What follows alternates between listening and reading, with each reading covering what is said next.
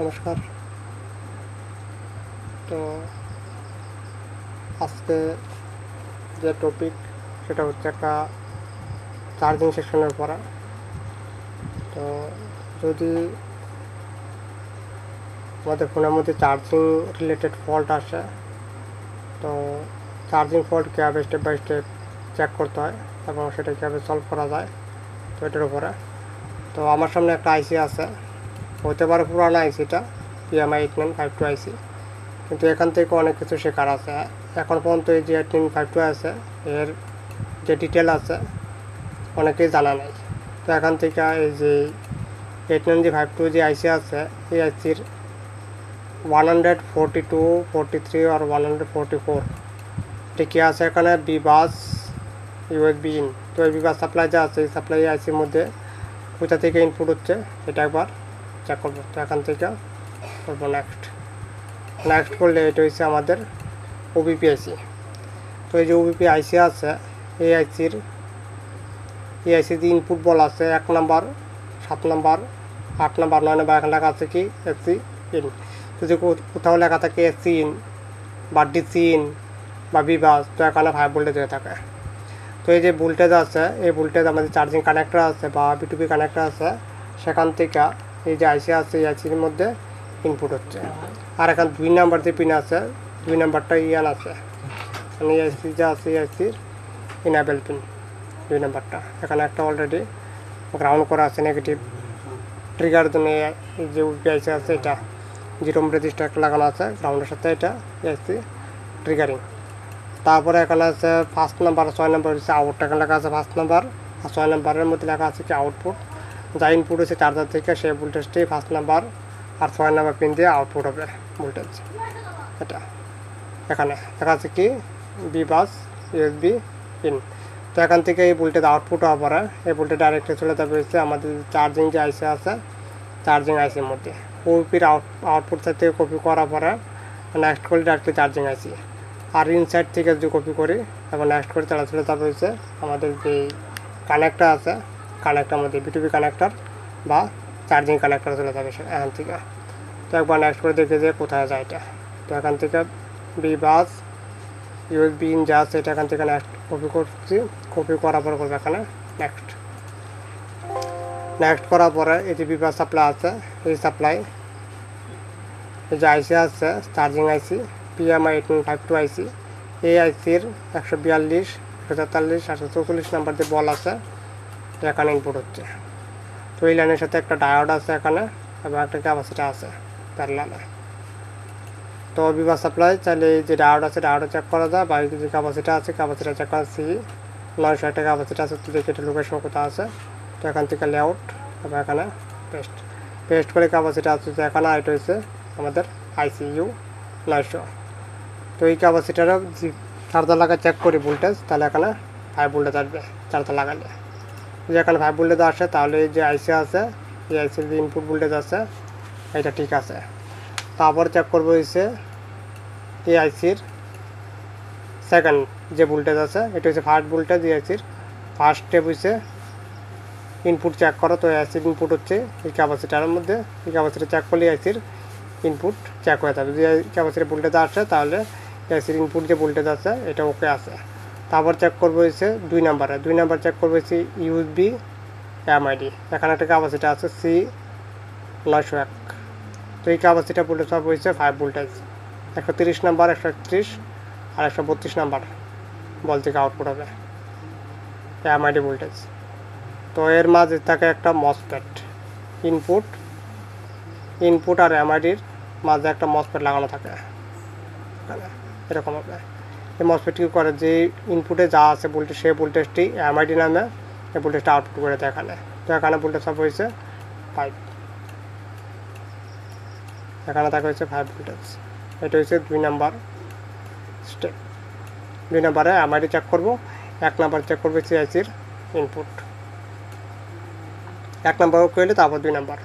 তো 2 number okay হয়ে গেলে তারপরে চেক করবো হচ্ছে 3 নাম্বার স্টেপ। 3 নাম্বার স্টেপে কী আছে এটা দেখবো।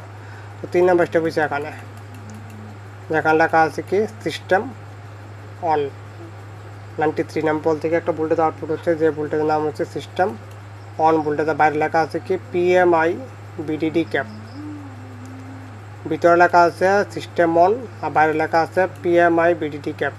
তো এই সিস্টেম অন যে ভোল্টেজ আছে এই ভোল্টেজ হয়ে থাকে 5 voltage, system on voltage 5 voltage হয়ে থাকে। আর এই ক্যাপাসিটার চেক করবে এটা সিস্টেম অন ভোল্টেজ। তো দেখি এই ক্যাপাসিটার কোথায় আছে। তো এখান থেকে C908 যে ক্যাপাসিটার আছে এটা এখান থেকে কপি করবো। কপি করার পরে যাবো হচ্ছে স্কিমেটিক লেআউট আসার পর এখানে করবো নেক্সট করলে এটা হচ্ছে ক্যাপাসিটার C908 ক্যাপাসিটার। এই ক্যাপাসিটার ভোল্টেজ পাবো হচ্ছে 5 ভোল্টেজ। এটা হচ্ছে এই আইসির 3 নাম্বার স্টেপ এটা। তো সিস্টেম অন যে ভোল্টেজ আছে এই ভোল্টেজ আউটপুট হওয়ার পরে আরও কোথাও যাচ্ছে কি না এটা চেক করতে হবে। এখান থেকে পিএমআই বিডিডি ক্যাপ যে লেখা আছে এটা এখান থেকে কপি করবো। কপি করার পরে করবো নেক্সট। এখানে নেক্সট করলে এই ভোল্টেজ কোথায় আসছে, এই ভোল্টেজ এখানে এসে গেছে একটা 51K রেজিস্টার দিয়ে যে আইসি আছে এই আইসির মধ্যে ইনপুট হচ্ছে যেখানে লেখা আছে উই পাওয়ার চার্জিং ওকে, মানে চার্জার যে লাগানো হয়েছে তার ডিটেক্টরের জন্য এখানে চলে আসছে উই পাওয়ার চার্জিং ওকে এটা। তো এই যে এটা যদি ফল্ট হয়ে যায় এখান থেকে তাহলে চার্জিং যে আছে চার্জিং ডিটেক্ট হবে না চার্জার লাগাইলে।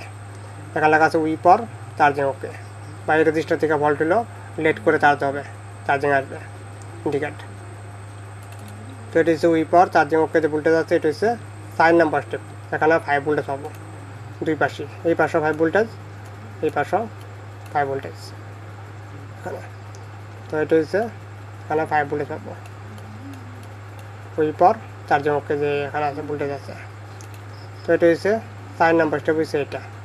তারপরে 1st নাম্বার যে স্টেপ আছে 1st নাম্বার স্টেপ হচ্ছে উপরে এখানে যেখানে লেখা আছে কি বুট ক্যাপ।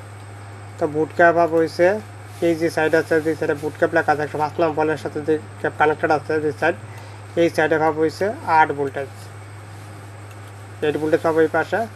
আর অপোজিটে এখানে ভাব হয়েছে যেই পাশে আইসির 6 number 7 number 108 number 116 number 17 number 18 number 19 number আর 20 নাম্বার বলের সাথে যে কানেক্টেড আছে ক্যাপাসিটারের এই সাইডে কি হচ্ছে আইসির ভিতরে সুইচিং হচ্ছে এখানে।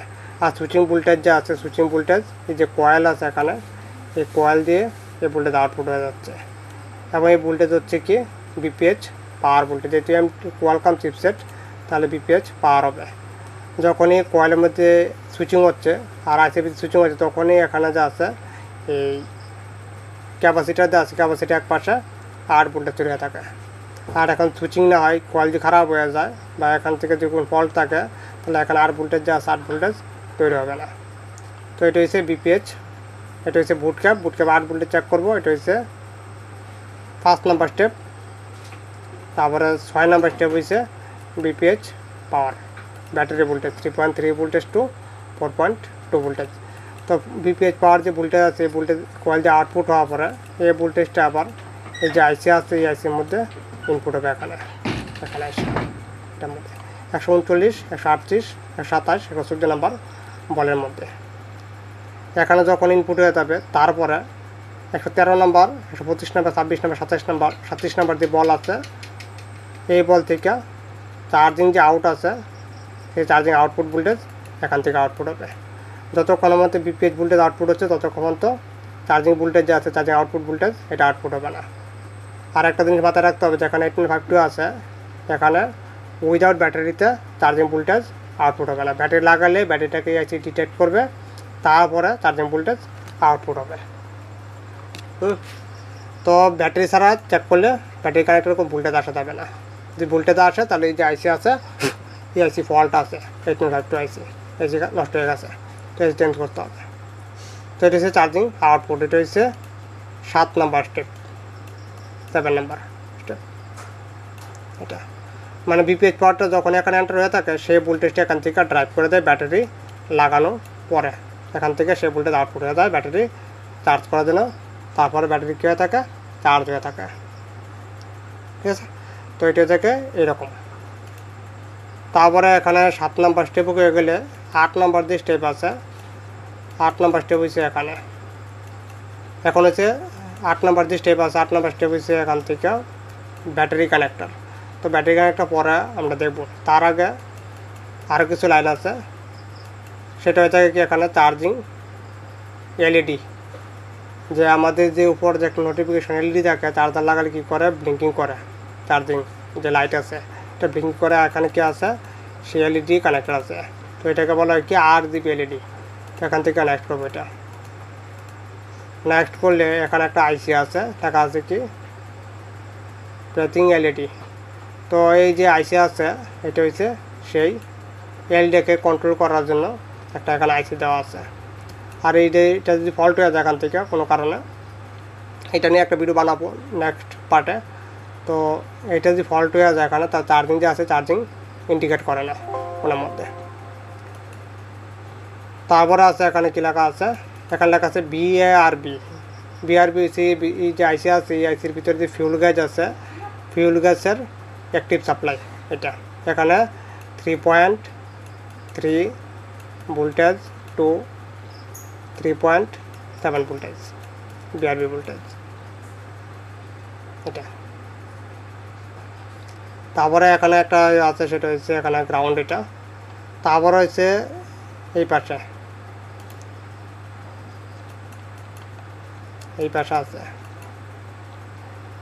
এই পাশে হচ্ছে USB সেন্স লেখা আছে, এখানে USB সেন্স। আর এই যে লাইন আছে এটা বিপাস থেকে, এই যে লেখা আছে কিন্তু বিপাস USB ইন। তো বিপাস থেকে এই যে লাইন আছে এই লাইনে একসাথে কানেক্ট আছে, মানে বিপাস ভোল্টেজটাই। আবার এই যে আইসি আছে, এই আইসির 92 নাম্বার যে বল আছে এখানে ইনপুট হচ্ছে এটা। তো এটা যদি এখানে ইনপুট না থাকে তাহলে কিন্তু ফোনে চার্জ হবে না, হবে কি ফেক চার্জিং নেবে না ফোনের মধ্যে, এরকম হয়ে যাবে। বা চার্জার লাগালে চার্জার কানেক্ট ডিসকানেক্ট হবে বারবার।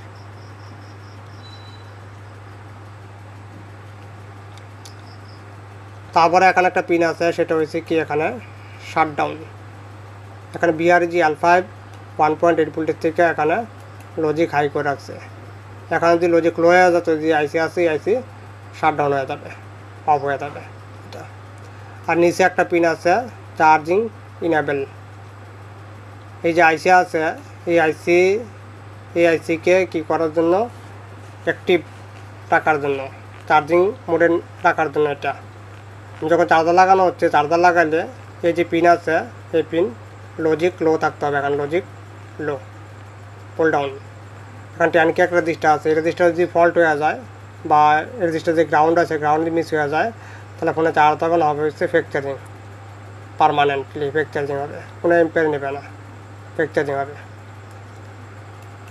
তারপরে আরও কি পিন আছে এখানে এইটা এখানে আছে একটা ইয়ে আছে উইপার ড্রাইভ ইন। তো এটা হচ্ছে এখানে একটা রেজিস্টার, জিরো রেজিস্টার গ্রাউন্ড করা আছে। আর এখানে আছে USB সেন্স, এটা নাই, USB ID আছে, তো সেগুলি পরে দেখব। তো এখান থেকে এগুলো হচ্ছে এখানে আছে BDT অ্যামাজন, এগুলি কন্ট্রোলিং সেকশনের মধ্যে আসে। তো এটা হচ্ছে গ্রাউন্ড রেফারেন্স চার্জিং। এই যে গ্রাউন্ড আছে এটা হচ্ছে এই যে আইসি আছে, এই আইসির যে ফিউল গ্যাস আছে, ফিউল গ্যাসের রেফারেন্স গ্রাউন্ড, এটা 122 নাম্বার বল। তো এটা যদি ফল্ট হয়ে যায় তাহলে ফোনের মধ্যে চার্জ হবে না, ফেক চার্জিং হবে, বা পার্সেন্টেজ উল্টাপাল্টা দেখাবে, এক এক সময় এক এক পার্সেন্টেজ শো করবে ফোনের মধ্যে।